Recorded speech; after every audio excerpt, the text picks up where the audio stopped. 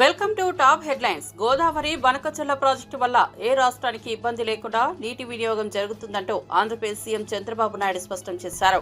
అమరావతిలో ఏడాది పాలన సందర్భంగా నిర్వహించిన సుపరిపాలనలో తొలి అడుగు కార్యక్రమంలో ఆయన మాట్లాడారు. ఈ ప్రాజెక్ట్ రాయలసీమకు గేమ్ చేంజర్ అవుతుందని, సాగునీటి అవసరాలు తీరటంతో రైతులు ఉత్సాహంగా వ్యవసాయం చేయగలరన్నారు. గోదావరి జలాల వినియోగం ద్వారా రెండు తెలుగు రాష్ట్రాలకు లబ్ధి కలుగుతుందన్నారు. సహజ వనరుల సమర్థ వినియోగం ద్వారా ప్రాంతీయ సమతుల్యత సాధించాల్సిన అవసరాన్ని ఆయన పునరుద్ఘాటించారు. బనకచెర్ల ప్రాజెక్టు ద్వారా రాయలసీమ అభివృద్ధికి నూతన అధ్యాయం ప్రారంభమవుతుందని చంద్రబాబు ధీమా వ్యక్తం చేశారు. ఎలాంటి దుష్ప్రచారాలు, అర్ధరహిత విమర్శలు సహించబోమని స్పష్టం చేశారు. పోలవరం బనకచెర్ల గోదావరిలో నీళ్లున్నాయి. మొన్న కూడా నేను ఒక మాట చెప్పాను, అటు తెలంగాణ వాడుకోవాలంటే వాళ్ళు కూడా వాడుకోవచ్చు, ఆంధ్రప్రదేశ్ మనం వాడుకుంటాం, ఎవ్వరికి ఇబ్బంది లేదు. కాబట్టి వాళ్ళని అదే స్టేట్మెంట్ నేను ఇచ్చాను. ఈ రెండు రాష్ట్రాలు, తెలుగు రాష్ట్రాలు బాగుపడాలంటే గోదావరి నీళ్లు వాడుకునే అవకాశం ఇద్దరికీ ఉంది. 100 సంవత్సరాల చరిత్ర చూస్తే 3000 టీఎంసీ నీళ్లు సముద్రంలోకి పోతున్నాయి. రెండు రాష్ట్ర ప్రభుత్వాలు వాడుకున్నా ఒక 200 టీఎంసీ ఇక్కడ వాడినా, అక్కడ ఒక 200 టీఎంసీ వాడినా దానికంటే ఎక్కువ వాడుకునే అవకాశాలు లేవు. ఆ విషయమే నేను చెప్పాను. దానిపైన వర్కౌట్ చేస్తున్నామని చెప్పి కూడా నేను మీకు తెలియజేస్తున్నా. కూటమి ప్రభుత్వం విజయవంతంగా ఏడాది పాలనను పూర్తి చేసుకుందంటూ ఆంధ్రప్రదేశ్ డిప్యూటీ సీఎం పవన్ కళ్యాణ్ పేర్కొన్నారు. అమరావతిలో జరిగిన సుపరిపాలనలో తొలి అడుగు సదస్సులో మాట్లాడుతూ తాను ఎప్పుడూ రాష్ట్ర మేలు కోసమే ఆలోచిస్తానని స్పష్టం చేశారు. 2019లో అధికారంలోకి వచ్చిన వైఎస్ఆర్సీపీ ప్రభుత్వం పూర్తిగా విధ్వంస పాలనలే అందించిందని ఆరోపించారు. అప్పటి ప్రభుత్వం నాశనం చేసిన వ్యవస్థలను పునర్నిర్మించేందుకు కూటమి కట్టుబడిందని తెలిపారు. ప్రజల సంక్షేమం, పారదర్శక పాలన, యువతకు ఉద్యోగ అవకాశాలు, రైతులకు వాస్తవ న్యాయం అందించేందుకు కూటమి ప్రభుత్వం చొరవ తీసుకుంటోందన్నారు. చంద్రబాబు, లోకేష్ తో కలిసి రాష్ట్రాన్ని అభివృద్ధి మార్గంలో నిలబెట్టేందుకు తాను ఏ విషయంలోనూ వెనుకాడనని పవన్ కళ్యాణ్ పునరుద్ఘాటించారు. కార్యదర్శి కె విజయానంద్ గారికి నా హృదయపూర్వక నమస్కారాలు.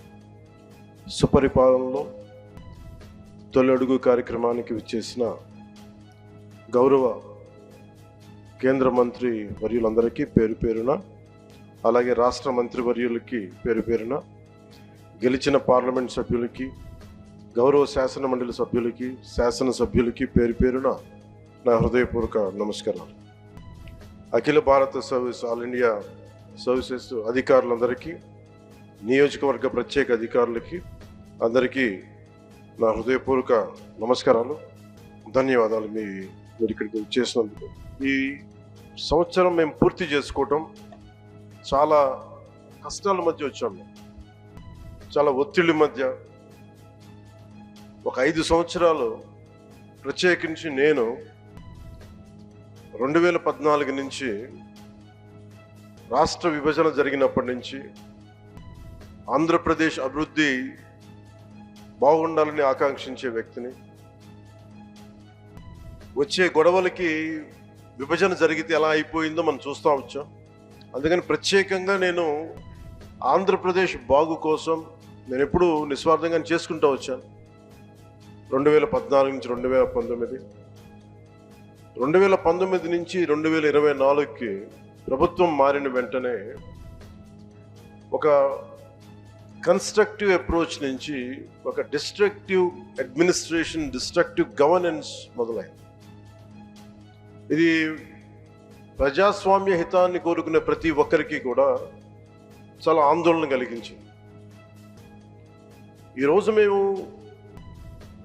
గౌరవ ముఖ్యమంత్రి గారి నాయకత్వంలో సాధించినవన్నీ చెప్పబోయే ముందు అసలు ఈ పరిస్థితికి ఎలా వచ్చాం, మీకు కూడా ముఖ్యంగా అధికారులు ఉన్నారు, గౌరవ శాసనసభ్యులు ఉన్నారు, ఒకసారి మనం గుర్తుకు తెచ్చుకోవడం చాలా చాలా అవసరం. ఎందుకంటే మనం చాలా త్వరగా మర్చిపోతాం. మన మీద కూడా చాలా బాధ్యత. రాష్ట్రంలో కాంగ్రెస్ ప్రభుత్వం అధికారంలోకి రావడానికి ఇచ్చిన 2 లక్షల పంట రుణమాఫీ హామీ ఇప్పటికీ పూర్తిగా అమలు కాలేదని కేంద్ర మంత్రి కిషన్ రెడ్డి విమర్శించారు. తెలంగాణ గ్రామీణ బ్యాంకులోనే 15,000 మంది అర్హులైన రైతుల రుణాలు మాఫీ కాకపోవడం ప్రభుత్వ వైఫల్యానికి నిదర్శనమని తెలిపారు. మర్రి చెన్నారెడ్డి మానవ వనరుల అభివృద్ధి కేంద్రంలో జరిగిన బ్యాంకర్ల సమావేశంలో పాల్గొన్న కిషన్ రెడ్డి రాష్ట్ర ప్రభుత్వం తక్షణమే స్పందించి రైతులకు న్యాయం చేయాలన్నారు. బ్యాంకర్లతో సమావేశంలో కేంద్ర పథకాల అమలు, రుణాల పంపిణీపై చర్చ జరిగినట్లు వివరించారు. 2013-14లో వ్యవసాయ రుణాలు 27,676 కోట్లుండగా ఇప్పుడు 1,37,346 కోట్లకు పెరిగాయని తెలిపారు. ఇది కేంద్రం రైతుల పట్ల చూపుతున్న బలమైన మద్దతుకు నిదర్శనమన్నారు. రాష్ట్ర వ్యాప్తంగా 600 కొత్త బ్యాంకు శాఖలు, 80,931 బ్యాంక్ కరస్పాండెంట్లు సేవలందిస్తున్నారని తెలిపారు. రాష్ట్ర ప్రభుత్వం కేంద్ర పథకాలను సమర్థంగా అమలు చేయాలంటూ కిషన్ రెడ్డి సూచించారు. ఆ సంఖ్య ఈరోజు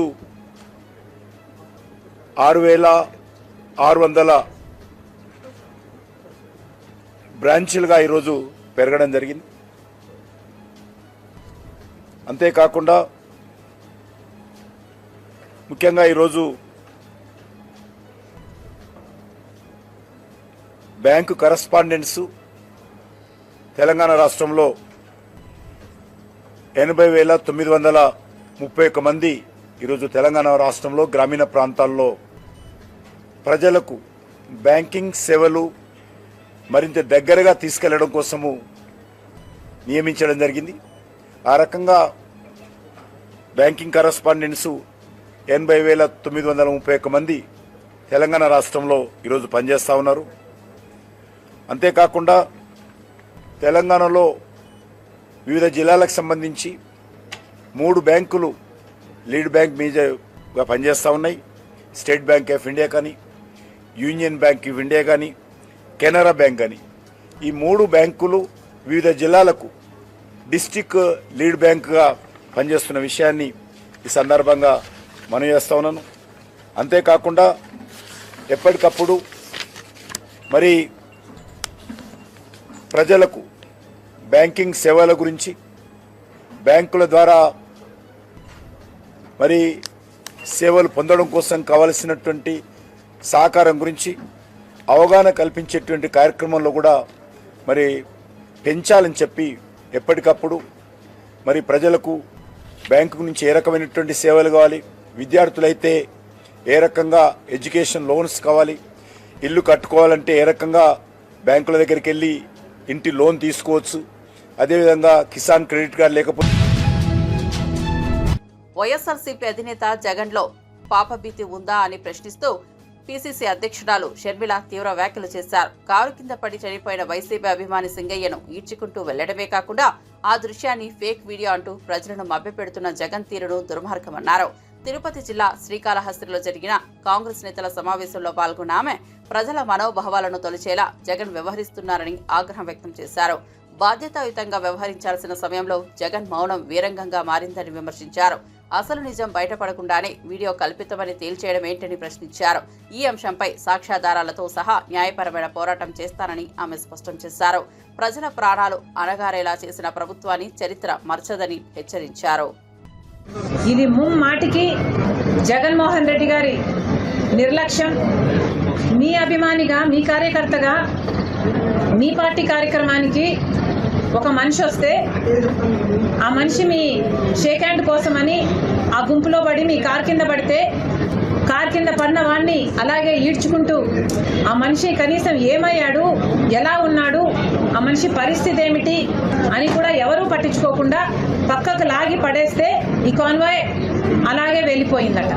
ఒక క్షమాపణ చెప్పకుండా మా ఉద్దేశం అది కాదు అని అన్నా చెప్పాల్సింది, లేదా ఆ కుటుంబాన్ని పరామర్శించి కనీసం 5 కోట్లో 10 కోట్లో సహాయం చేసి తప్పైపోయింది అని ఒప్పుకుంటే అది ఒక రకం. ఒక అపాలజీ లేకుండా మళ్ళీ దాన్ని కప్పిపుచ్చుకునే ప్రయత్నం. మీకు ఏదైనా పాప భీతి అన్నది ఏదైనా ఇంకా మిగులుందా? దీన్ని విచారణ జరగాలి. కారులో ఉన్న అందరూ విచారణకు రావాలి. అధికారం ఉన్నప్పుడు 5 సంవత్సరాలు ఎప్పుడూ బయటికి రాలేదు, కానీ అధికారం పోయాక ఇప్పుడు ప్రతి సభ, ప్రతి కార్యక్రమంలో జన సమీకరణ, బల ప్రదర్శనే. వీళ్ళేం నాయకులండి? గత ఏడాది ఎన్నికల్లో గెలిచింది నిజంగా రాష్ట్ర ప్రజలేనని మంత్రి నారా లోకేష్ స్పష్టం చేశారు. అమరావతిలో సుపరిపాలనలో తొలి అడుగు పేరుతో నిర్వహించిన కూటమి ప్రభుత్వ ఏడాది పాలన సదస్సులో ఆయన మాట్లాడారు. వైఎస్ఆర్సీపీ 5 ఏళ్ల హయాంలో ఆంధ్రప్రదేశ్ను అప్పుల ఊబిలోకి నెట్టేసిందని తీవ్ర విమర్శలు చేశారు. ఒక్క పరిశ్రమను కూడా రానియని పాలనతో రాష్ట్రాన్ని అభివృద్ధి దిశకు తీసుకెళ్లకుండా నాశనం దిశకు నడిపించారని ఆరోపించారు. ఇప్పుడు తొలిసారి ప్రజల ఆశలకు అనుగుణంగా పాలన సాగుతున్నదని, రాష్ట్ర పునర్నిర్మాణం ప్రారంభమైందని తెలిపారు. మళ్లీ ప్రజలకు సంక్షేమం, అభివృద్ధి ఒకేసారి కనిపించే విధంగా కృషి చేస్తామన్నారు. కూటమి ప్రభుత్వం తొలి సంవత్సరం నుంచే పారదర్శకత, జవాబుదారీ పాలనకు ప్రాధాన్యత ఇస్తోందని చెప్పారు. వచ్చే సంవత్సరాల్లో ఈ ప్రగతిని మరింత వేగవంతం చేస్తామని నారా లోకేష్ హామీ ఇచ్చారు. ఇచ్చే సబ్సిడీ కూడా రద్దు చేశారు. ఇంకా వెలుగొండ ప్రాజెక్ట్ పూర్తి కాకుండా ముందల్నే జాతికి అంకితం చేసే సందర్భాలు మనం చూసాం. కప్పుడు నీళ్లు పోసి కుప్పంకు నీరు తీసుకొచ్చామని ఆనాటి పాలకులు అన్నారు. కడప స్టీల్ ప్లాంట్కి 2 సార్లు శంకుస్థాపన చేశారు. అక్కడ కనీసం ఒక్క ఇటుక కూడా పడలేదు. ఇంకా విశాఖపట్నంలో ఒక వ్యక్తి బతికేదానికి 700 కోట్లతో ఒక రాయల్ ప్యాలెస్ కట్టుకున్నారు తప్ప విశాఖ ఉక్కు గురించి కానీ అదేవిధంగా రైల్ జోన్ గురించి ఏనాడు మాట్లాడలేదు. 5 ఏళ్ళు అరాచక పాలన ప్రజలు చూశారు. ఏకంగా దళితుల్ని చంపి డోర్ డెలివరీలు చేసిన రోజులు ప్రజలు చూశారు. కోవిడ్ సమయంలో మాస్క్ అరిగినందుకు ఒక డాక్టర్ని ఎంత కిరాతకంగా చంపారో ప్రజలు చూశారు. అక్కని వేధించాడని కంప్లైంట్ చేసిన ఒక అమర్నాథ్ గౌడ్ని ఏకంగా పెట్రోల్ పోసి తగలబెట్టి చంపేసిన రోజులు ప్రజలు చూశారు. ప్రశ్నిస్తే లాఠీ దెబ్బలు, కేసులు, అరెస్టులు. ఇంకా విధ్వంస పాలనపై ప్రజలు తిరుగుబాటు చేశారు. అందుకే పెద్ద ఎత్తున కూటమిని ప్రజలు ఆశీర్వదించారు, దీవించారు. సుపరిపాలనలో మనం తొలి అడుగు వేశాం. 5 ఏళ్ళు రాష్ట్ర విధ్వంసం చేసిన వారు ఈరోజు ప్రజాప్రభుత్వం ఏం చేసిందని ప్రశ్నిస్తారు. వాళ్ళు నేను సూటిగా కొన్ని సమాధానాలు చెప్పదలుచుకున్నా. ప్రభుత్వం వచ్చిన తర్వాత ప్రజలు ఈరోజు ప్రశాంతంగా ఉంటున్నారు. ప్రజాప్రభుత్వం వచ్చిన తర్వాత ప్రజల ముఖంలో చిరునవ్వు ఈరోజు కంపడుతుంది. ప్రజాప్రభుత్వం వచ్చిన తర్వాత ప్రజా సంఘాలకు ప్రశ్నించే హక్కు కూడా ఈరోజు కూటమి ప్రభుత్వం అందించింది. నియంత పాలన నుంచి ప్రజలకి నిజమైన స్వాతంత్రం ఈరోజు వచ్చింది. అది అన్ని సాధించామని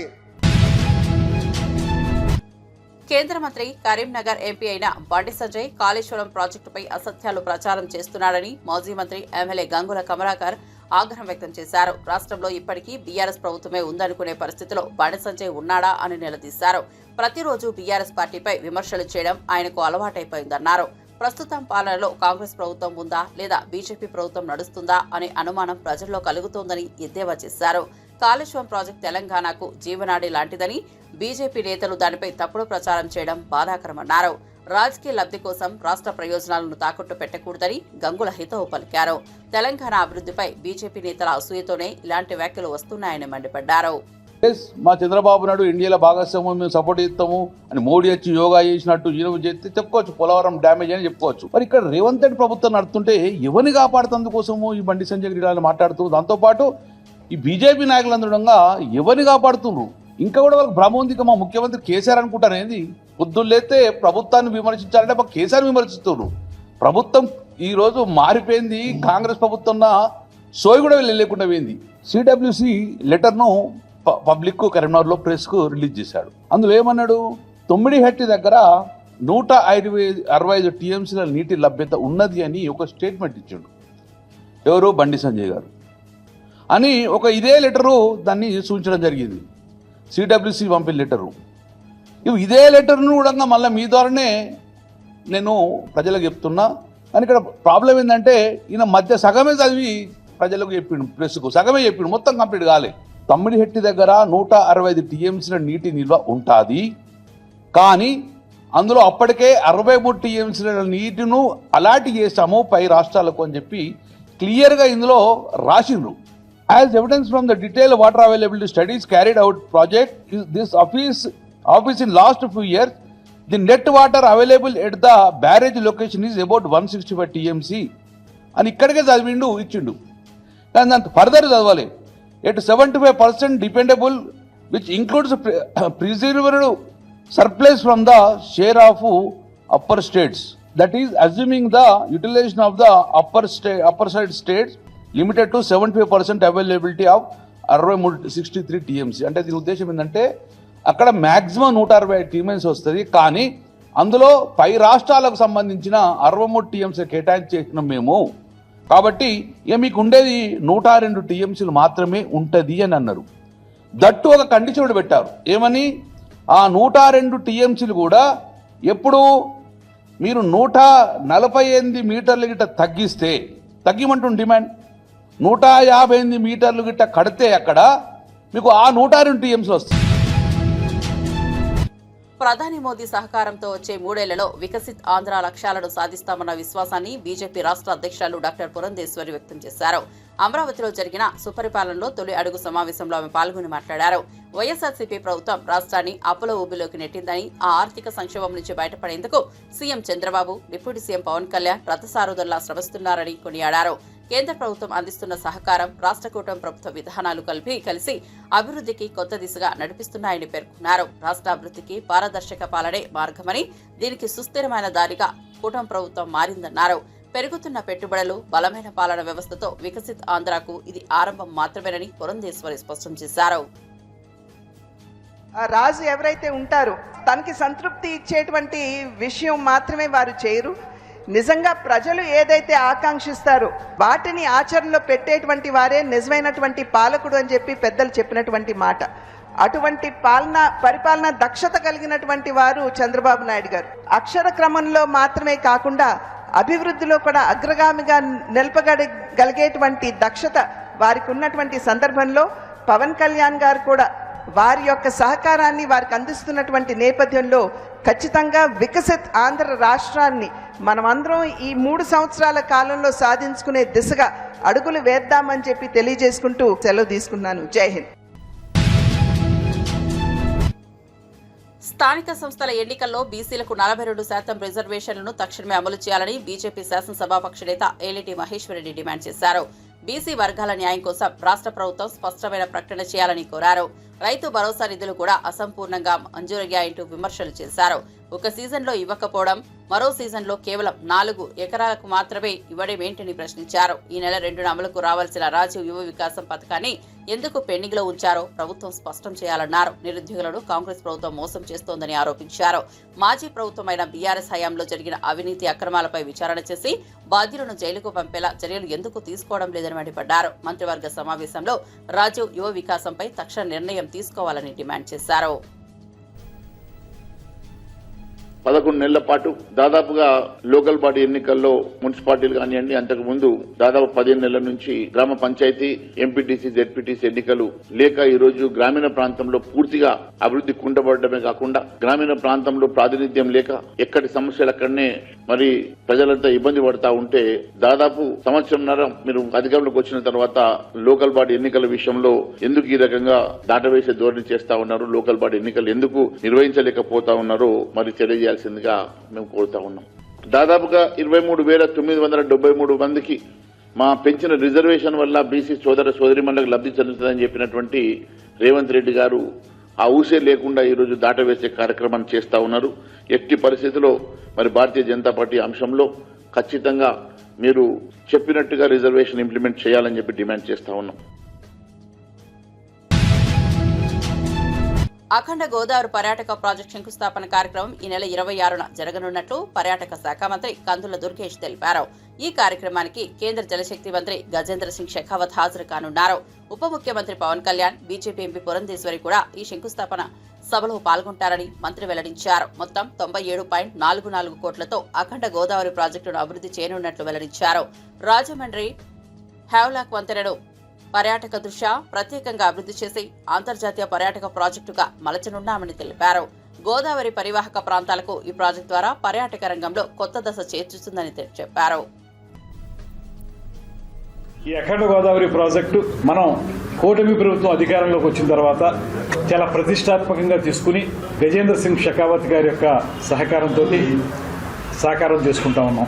ఇప్పుడు ఈ ప్రాజెక్టు మొత్తంగా ఒక పక్కన మనకి రాజమండ్రిలో హ్యావలాక్ బ్రిడ్జి, అదేవిధంగా పుష్కర్ ఘాట్ సుందరీకరణ, దాంతోపాటు కడియం నర్సరీలు దాన్ని ఒక సెంటర్గా తయారు చేయటం, దాంతోపాటు బ్రిడ్జి లంకలో టెంట్ హౌసెస్ కానీ, బోటింగ్ కానీ ఇతరత్ర కార్యక్రమాలు చేసుకోవటం, వీటితో పాటు నిడదవోలు కోట సత్యమ్మ తల్లి టెంపుల్ దగ్గర ప్రయాణికులకి లేకపోతే భక్తులకి సౌకర్యాలు కల్పించే కార్యక్రమం, దాంతోపాటు అక్కడ కూడా గోదావరి కాలువ ప్రవహిస్తుంది కనుక అక్కడ గోదావరి హారతి ఘాట్ని ఏర్పాటు చేసుకోవటం, దాంతోపాటు బోటింగు, అదేవిధంగా కెఫ్టేరియాలని పెట్టుకుని పర్యాటకులను ఆకర్షించాలనేటువంటి బృహత్తరమైనటువంటి ఆలోచనతోటి ఈ కార్యక్రమాన్ని మనం రూపుదిద్దాం. ఇందులో కొంతమేరకు అంటే పూర్తిగా 94,44,00,000కి ఇంకా టెండర్లు ఫైనలైజ్ కాలేదు, కానీ అందులో ముందు మన పుష్కర్ ఘాట్ని సుందరీకరించే కార్యక్రమానికి సంబంధించి దానికి టెండర్లు ఫైనలైజ్ అయినాయి. ఆ టెండర్ల ద్వారా రేపు 26వ తారీఖున దానికి శంకుస్థాపన చేసుకోబోతున్నాం. ధనుష్, నాగార్జున, రష్మిక మందన ప్రధాన పాత్రధారులుగా శేఖర్ కమల దర్శకత్వంలో తెరకెక్కిన కుబేరా చిత్రం ఇటీవల మంచి విజయాన్ని అందుకుంది. ఈ సందర్భంగా హైదరాబాద్ చిత్ర బృందం ఘనంగా సక్సెస్ మీట్ ను నిర్వహించింది. నాగార్జున మాట్లాడుతూ కుబేరా సినిమా విజయం మా అందరికీ ఎంతో ఆనందాన్ని ఇచ్చింది. ఈ కథను ప్రేక్షకులు హృదయపూర్వకంగా అంగీకరించడం ఎంతో గొప్ప విషయం. శేఖర్ కమల అద్భుతమైన కథనంతో పాటు ధనుష్, రష్మిక జోడీగా ఆకట్టుకున్నారు. నేను నటించిన పాత్రకు ప్రేక్షకుల నుంచి మంచి స్పందన ఇవ్వడం ఆనందంగా ఉంది అని తెలిపారు. నిర్మాతలు సునీల్ నారంగ్, పుష్కూర్ రామ్మోహన్ రావుకు కృతజ్ఞతలు తెలిపారు. ప్రేక్షకుల ప్రేమతోనే ఈ చిత్రం సూపర్ హిట్ అయిందని పేర్కొన్నారు. కుబేరా విజయంతో అందరి ముఖాల్లో ఆనందం కనిపిస్తోందని చిత్ర బృందం చెప్పింది. అంతేకాదు, small film, big film, any film, anybody goes to his house and say give me support, మాకు మీ చేయి కావాలి, మంచి చేయి కావాలి అనగానే ఆయన ఇమ్మీడియట్గా సపోర్ట్ చేస్తారు. That's why we all love you sir Chiranjeevi garu. Thank you for coming yeah. And of course 2 events అయిపోయినాయి, అందరినీ థ్యాంక్ యూ అని చెప్పి అండ్ మా శేఖర్ కమల గారితో పుస్తకం పట్టుకు వస్తారు. But so thank you to everybody. And there is one person I really want to thank is our Kubera Sekhar Kammula garu. నేను ఇంతకుముందు అన్నాను, నిన్న ప్రెస్ మీట్లోనూ అన్నాను, ఇవాళ అంటున్నాను, this is Sekhar Kammula's film and nobody's film. And Sekhar Kammula garu thriller తీసి, thriller with a humanitarian touch and a social message. ఎలా కుదిరిందండి ఇది? 2 వర్కౌట్ అవ్వవు, మీకే కుదిరింది అది. And you are the only person who can do that. And ఈ సినిమాలో అందరూ పాత్రలు, nobody is name or anything. Shyamala అంటున్నట్టు దీపక్, దేవా, సమీరా, ఆల్ క్యారెక్టర్స్. నాకు నిన్న ప్రెస్ మీట్లో ఎవరో ఎందుకు జర్నలిస్ట్ నాగేంద్ర అనుకుంటా, he asked me why did you do this character, ఎందుకు ఈ క్యారెక్టర్ చేసావు అని అడిగారు. నాకు శేఖర్ కమల గారు ఈ సినిమా చెప్పడానికి వచ్చినప్పుడు దీపక్ క్యారెక్టర్ చెప్పారు, అఫ్కోర్స్ హోల్ ఫిలిం చెప్పారు. దీపక్ క్యారెక్టర్ చుట్టూ అన్ని క్యారెక్టర్స్ తిరుగుతున్నాయి. దట్ సీమ్స్ టు బీ అది ఒక pivotal point, I mean it's central point. ఈ సినిమా నా సినిమా కదా అనుకుని చేశాను అని చెప్పాను.